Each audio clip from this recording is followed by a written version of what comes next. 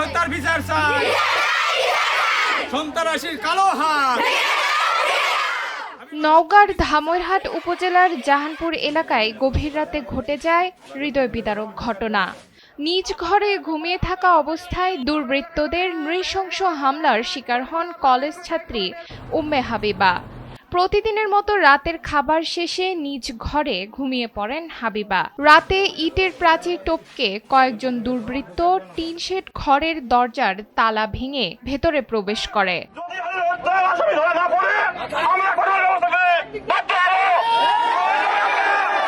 এইরকম তৈরি করা একটা শিক্ষার্থীকে যদি এক রাতের মধ্যে কেউ বর্বরভাবে হত্যা করে তাহলে সেটা কখনোই আমরা মেনে নেব না। পাশের টিউবওয়েল থেকে হাতল খুলে হাবিবার মাথায় আঘাত করে দুর্বৃত্তরা। গুরুতর অবস্থায় তাকে ফেলে রেখে মোবাইল ফোন নিয়ে পালিয়ে যায় তারা। পরদিন সকালে স্থানীয়দের সহায়তায় হাসপাতালে নেওয়া হয় হাবিবাকে। সেখানে চিকিৎসাধীন অবস্থায় সোমবার সন্ধ্যা 7:30টায় মৃত্যু হয় তার। এতে ক্ষোভে উত্তাল হয়ে ওঠে এলাকা। যে ঘটনাটি আজকে আমাদের বড় আপুর সঙ্গে ঘটেছে সেটা কালকে আমাদের সঙ্গেও ঘটতে পারে। এজন্য আমরা চাই অপরাধীর কালো হাত গুড়িয়ে দেওয়া হোক, ভেঙে দেওয়া হোক। প্রতিবাদে মঙ্গলবার জাহানপুর এলাকায় মানববন্ধন ও বিক্ষোভ মিছিল অনুষ্ঠিত হয়। হাজারো শিক্ষার্থী ও স্থানীয় মানুষ হত্যাকারীদের দ্রুত গ্রেপ্তার ও দৃষ্টান্তমূলক শাস্তির দাবি জানান। বাবা প্রতিবন্ধী, আমরা ছেলের সঠিক বিচার চাই। আমরা ছেলের বর্মা বাবা, আমার ছেলে খুব কষ্ট করে মানুষ ফাঁসি চাই। আমার ছেলে গোটা পাড়া দিয়ে ছেলে পড়াইছি।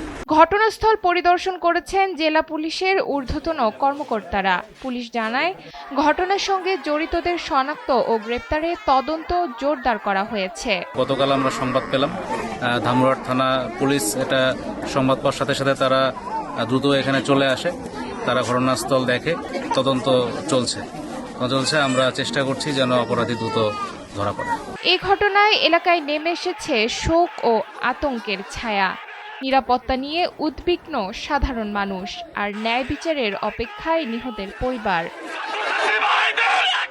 নওগাঁর ধামইরহাট থেকে অরিন্দম মাহমুদের পাঠানো তথ্যচিত্রে ডেস্ক রিপোর্ট, নুসরাত তালবিয়া।